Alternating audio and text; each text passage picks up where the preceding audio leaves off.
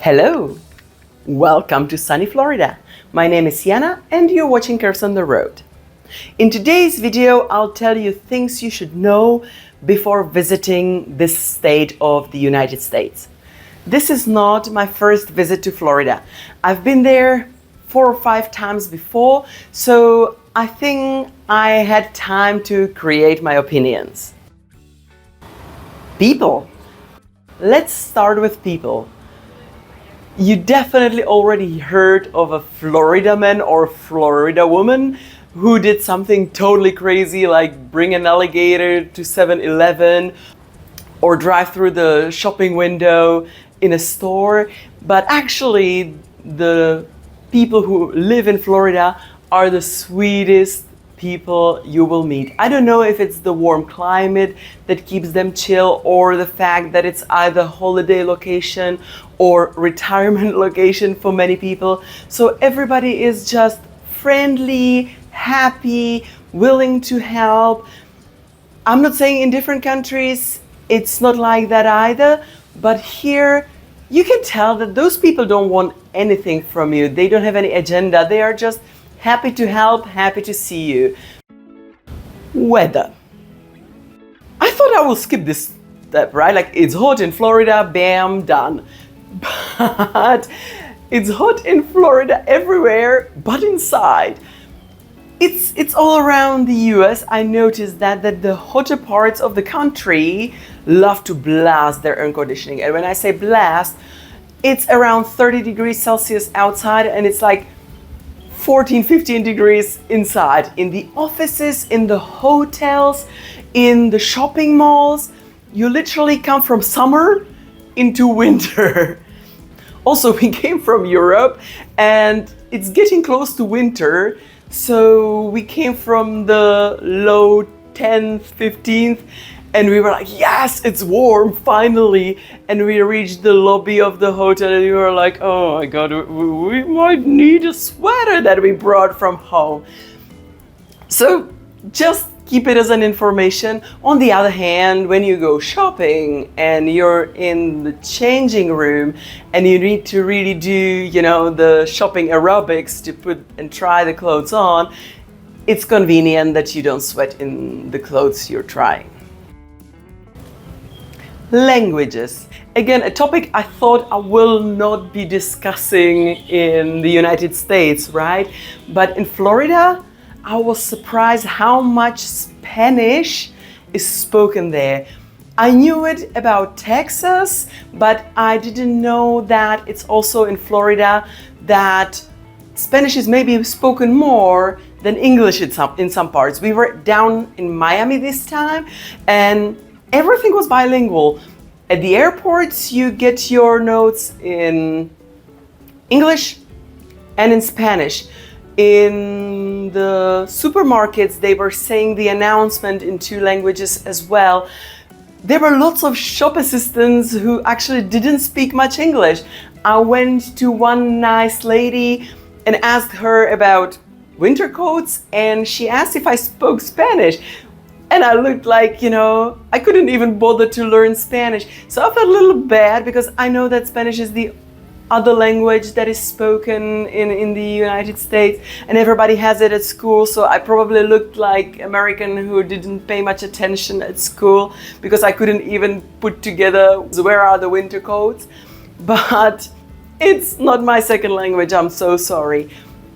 You can get around, of course, using only English or naturally, but be prepared that it's bilingual. If you're from Spanish-speaking country, you probably won't need English at all. You'll get by just fine. Attractions. Florida is a fun state. Like, if you go somewhere to have fun, you definitely should go to Florida. There is Disneyland, Disney World. There is the Hollywood parks. There are aquariums, there are museums, there are gorgeous museums. I was in St. Petersburg and they had a beautiful exhibition. I've already had one separate video on that, so if you want more details, but here is just a little footage from the visit. Absolutely stunning. Of course, I've been to Disney. Who hasn't been in the happiest place on earth? I'm still not sure. I'll definitely do one separate video on Disney for you guys. Then you can definitely go south and enjoy the beaches, the sun, the nightlife. What I also love about Florida and hate at the same time is the fauna. Florida is basically a little bit of a zoo.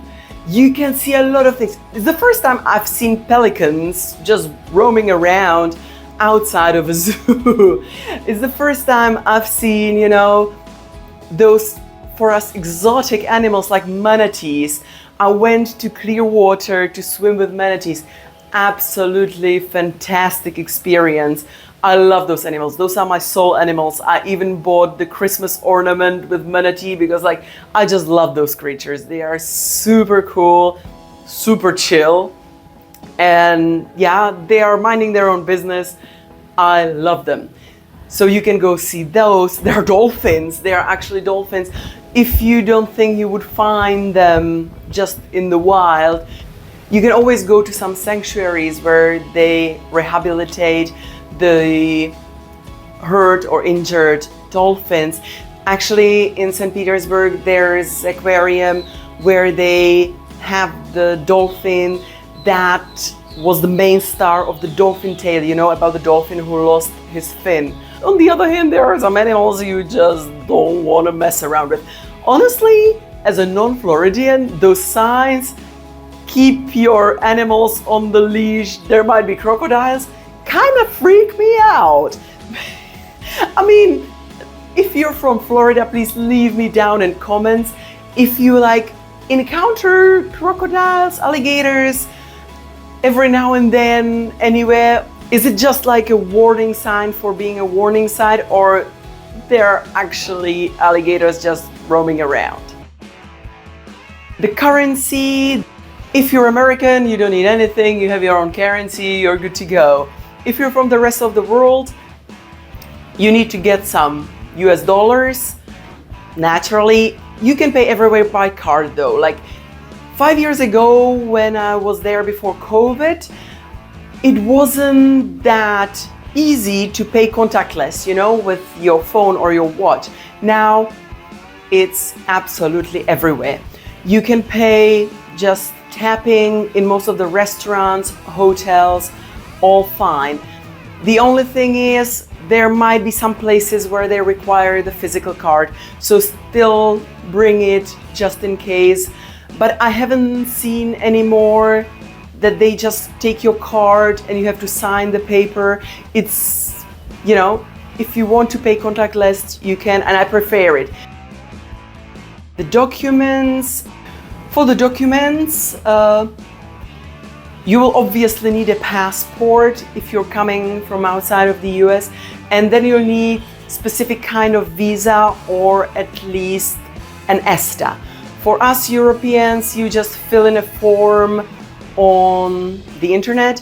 You pay, it used to be $15, but now I think it's $20 as a fee for handling. You have to answer a few questions, put the information in the system, and you're good to go.